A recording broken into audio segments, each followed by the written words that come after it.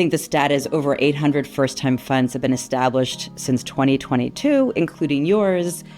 And I was hoping that we could just talk a little bit about why people you think are leaving. I think you're seeing a maturation of the industry. It reminds me a little bit of what happened in private equity. The stat that I'd be curious is like, has the rate of departure actually increased, or is it just a base level effect where as the industry has grown, the N percent of people leaving, that percentage has remained constant? You know, I've tried so hard to get this number. Have you really?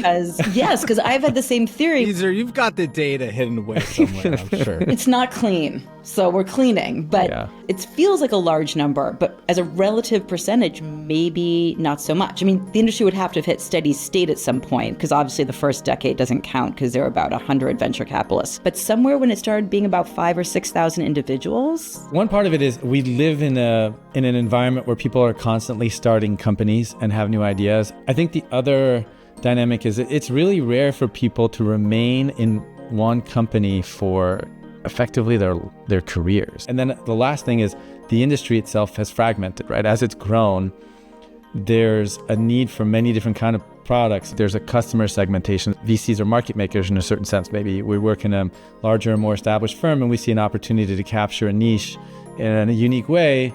It's very exciting, particularly given all the inspiration that's happened around us to go and start something new.